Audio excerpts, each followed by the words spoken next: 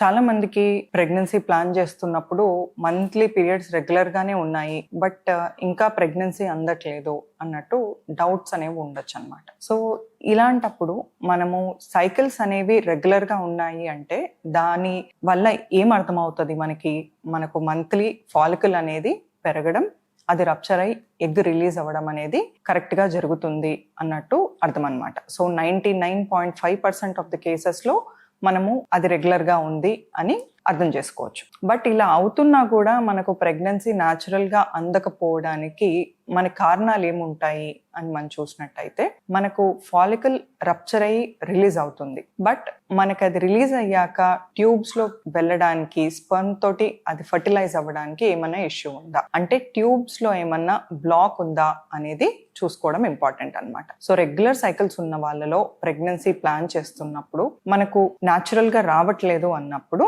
Fallopian tubes అనేవి black ఉన్నాయా లేదా అనేది చూసుకోవడం ఇంపార్టెంట్. దీంతో పాటు సైమల్టేనియస్ గా ప్రెగ్నెన్సీ ఎప్పుడైతే ప్లాన్ చేస్తున్నారో ఆడవాళ్లతో పాటు మగవాళ్ళు కూడా ఎవాల్యుయేషన్ అనేది చేసుకోవడం ఇంపార్టెంట్. సో మగవాళ్ళ సైడ్ నుంచి సెమెన్ అనాలిసిస్ అనేది ఒక బేసిక్ టెస్ట్ లాగా సజెస్ట్ చేయడం జరుగుతుంది. సో ఇవన్నీ చూసుకున్నాక ఏమైనా ప్రాబబుల్ కాజెస్ ఉన్నాయా అనేది తెలుసుకోవడం ఇంపార్టెంట్ అన్నమాట. సో ఇవన్నీ బాగున్నా కూడా కొంతమందికి గర్భసంచిలో కూడా ప్రాబ్లం ఉండడానికి స్కోప్ ఉంటుంది అనమాట. సో గర్భసంచి పొర అంటే ఎండోమెట్రియల్ థిక్నెస్ కూడా మనకు ఒక ఫ్యాక్టర్ లాగా అవ్వచ్చు అనమాట. సో కొంతమందిలో ఎండోమెట్రియం పర్మనెంట్ గా డ్యామేజ్ అయిపోవడం వల్ల ఎండోమెట్రియం పొర అనేది పల్చబడినప్పుడు, లేదు అంటే గర్భసంచి లోపల ఎండోమెట్రియల్ క్యావిటీలో పాలిప్ కానీ ఫైబ్రాయిడ్ కానీ ఇలాంటివి ఉన్నప్పుడు కూడా నెలసరి రెగ్యులర్ గా ఉన్నా కూడా ప్రెగ్నెన్సీ రావడంలో ఇబ్బంది ఉండడానికి ఛాన్స్ ఉంటుంది అనమాట.